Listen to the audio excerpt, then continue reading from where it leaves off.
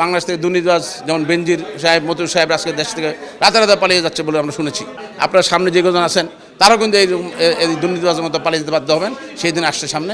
কখনো একটা জেলায় কিংবা এই ক্লাবে একটা ফুটবল পাঠালো, তারা শাড়ি দিয়ে পাঠাচ্ছে। তো এইটা আমার কাছে একটা অবাক লাগলো যে এজিএম এটার সাথে শাড়ির কী সম্পর্ক আমি আসলে বুঝলাম না। ঘটাকুড়ে রাজধানীর 5 তারকা হোটেলে বাফুফের বার্ষিক সাধারণ সভা। সারা দেশের কাউন্সিলররা হয়েছেন হাজির। তাদের খুশি করতে পারলেই তো কেল্লা ফতে আবারও 4 বছরের জন্য ফুটবলের দায়িত্বে আসবেন সালাউদ্দিন, সালাম মুর্শিদিরা।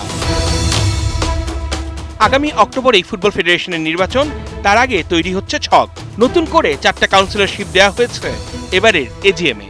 এখানে একটাই যেটা নতুন হয়েছে যে 4টা মেয়েদের 4টা কাউন্সিলর পাস হয়েছে, ভোটের অধিকার পাবে প্রথম টপ 4টা ক্লাব।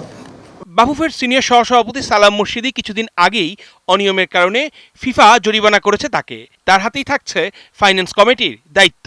53,69,00,000 টাকা আমরা এই বাজেট দিয়েছি এবং যেটি কংগ্রেস আমাদের এটাকে অনুমোদন দিয়েছে। তবে আমাদের নিজেদের যে সম্ভাব্য আয় সেটি 31,49,00,000 টাকা।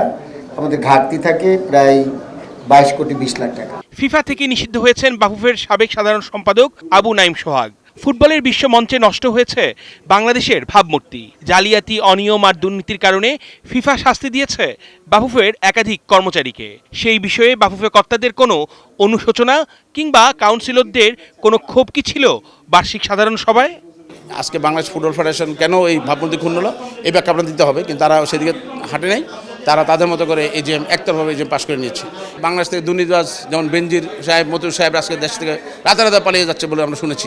আপনার সামনে যে কজন আছেন তারাও কিন্তু এই দুর্নীতিবাজের মতো পালিয়ে যেতে বাধ্য হবেন, সেই দিন আসছে সামনে। ফুটবল ফেডারেশনে যারা নির্বাচিত হয়ে আসে তাদের কাজ কিন্তু এই 4 বছর তাদের মেয়াদকাল থাকে। এই মেয়াদে তারা কখনো ফুটবল নিয়ে কেউ চিন্তা করার সময় থাকে না। কিভাবে আমি আগামীতে আবার নির্বাচিত হব, সেই কর্ম পরিকল্পনা করতে করতেই কিন্তু আমাদের 4 বছর চলে যায়। কোন জেলা থেকে কাকে আনতে হবে, কোন ক্লাব থেকে কাকে কাউন্সিলর করতে হবে, কোন বিভাগ থেকে কে আসবে, এই চিন্তাগুলো করতে করতেই কিন্তু আমাদের সময় শেষ হয়ে যায়। কঠিনের পথে না গিয়ে তিক্ত কথায় বিরক্ত না হয়ে সালাউদ্দিন, সালাম মুর্শিদিরা হেঁটেছেন সহজ সরল পথে। ঘর ঠিক তো সব ঠিক, তাই ফুটবল নয়, বাফুফের এজিএমে কাউন্সিলররা পেয়েছেন শাড়ি। যে আমার শাড়ি নয়, আমরা বল চাই। আপনি শাড়ি কেন দেবেন? শাড়ি তো আমি নিয়ে আমার বাসার কাউকে দিব, কোনো মহিলাকে দেবো, আমি এটা চাই না। আমি সেই শাড়িটা নিয়ে ফাইন্যান্স কমিটির চেয়ারম্যান সালাম মুর্শিদের হাতে জমা দিয়েছি। আমি আজ পর্যন্ত দেখিনি যে ফুটবল ফেডারেশনে 4 বছর প্রায় শেষ হচ্ছে, কখনো একটা জেলায় কিংবা এই ক্লাবে একটা ফুটবল পাঠালো, তারা শাড়ি দিয়ে পাঠাচ্ছে।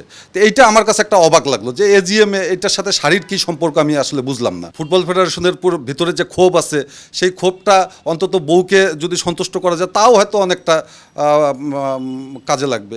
এই কারণে হয়তো তারা হয়তো শাড়ি দেওয়ার চিন্তা করেছে। এভাবেই চলছে দেশের ফুটবল। মাঠের খেলা গোল্লায় যাক, টেবিল গেম দিয়ে যুগ পার করে দিচ্ছেন সালাউদ্দিন, সালাম মুর্শিদিরা।